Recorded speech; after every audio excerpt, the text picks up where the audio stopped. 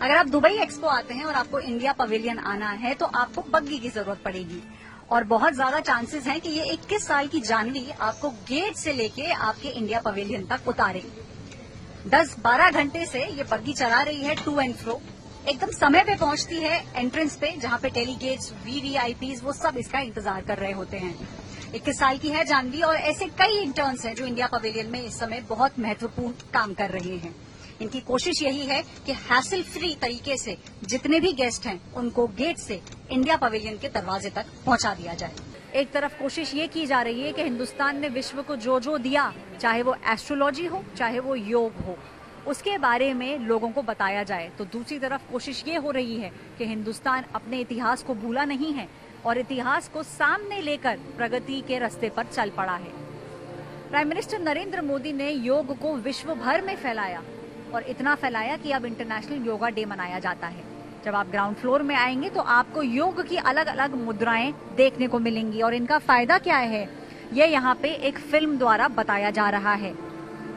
बनाते समय सरकार ने यही सोचा कि ये सब चीजें वो सारे पर्यटकों को बताना जरूरी है, स्पेशली क्योंकि पूरा विश्व कोविड से जूझ रहा है और ऊपर के मालों के अंदर, ऊपर की जितनी मंजिलें हैं उनमें यही बताने की कोशिश की जा रही है कि हिंदुस्तान में निवेश करना जो निवेशक हैं उनके लिए कितना जरूरी है और कितना फायदेमंद रहेगा।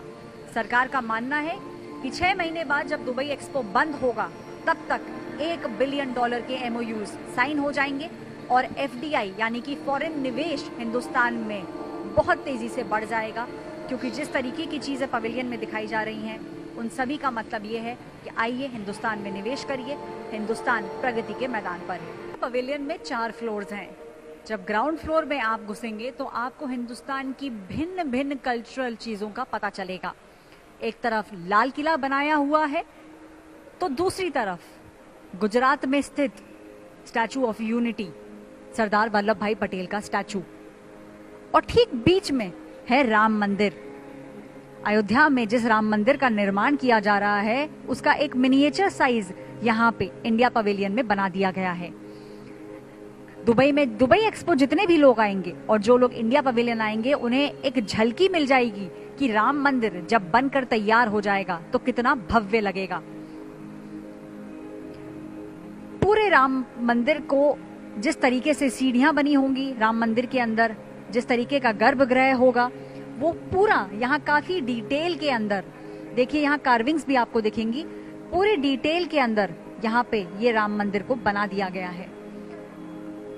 दूसरी तरफ जिसका उद्घाटन प्राइम मिनिस्टर नरेंद्र मोदी ने जिस स्टैचू का किया था, स्टैचू ऑफ यूनिटी, उसका भी लगभग 8 फुट का एक यहाँ पे छोटा सा मिनिएचर बनाया गया है। ग्राउंड फ्लोर में जब आप आएंगे तो उसका मतलब यही होगा कि देश के अंदर जिस तरीके की चीजें आपको देखने को मिलेंगी, किस तरीके का कल्चर हिंदुस्तान का है, वो सब यहाँ पे दिखाया जाएगा। और एक खास बात जो यहाँ पे है, जो मंदिर UAE में बनाया जा रहा है, जिसका निर्माण किया जा रहा है, बाप्स हिंदू मंदिर, उसका भी यहाँ पे एक मिनिएचर बना के रखा गया है। 3D में मिनिएचर है तो आपको साफ दिखेगा कि ये मंदिर का निर्माण जब हो जाएगा तो ये मंदिर कितना भव्य लगेगा। और ये मंदिर अबू धाबी में बनाया जा रहा है। इसी तरीके से पूरा जो पवेलियन बनाया है उसमें हिंदुस्तान के कल्चर को आगे किया गया है, टेक्नोलॉजी को आगे किया गया है और कॉर्पोरेट्स को ये बताने की कोशिश करी जा रही है कि किस तरीके से हिंदुस्तान में निवेश करना उनके लिए फायदे की बात रहेगी। हिंदुस्तान की आजादी को 75 साल हो चुके हैं और आजादी के अमृत महोत्सव में हिंदुस्तान किस तरीके से टेक्नोलॉजी में आगे बढ़ रहा है और किस तरीके से मेक इन इंडिया पर काफी पुश दिया जा रहा है, उसको इस इंडिया पवेलियन के 3रे माले पर दिखाया जा रहा है।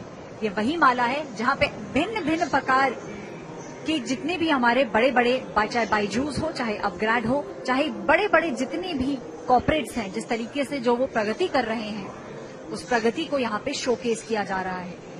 ये मंजिल स्पेशली कॉर्पोरेट्स के लिए बनाई गई है ताकि वो हिंदुस्तान में निवेश करें और जितना ज्यादा हो सके उतना ज्यादा निवेश करें।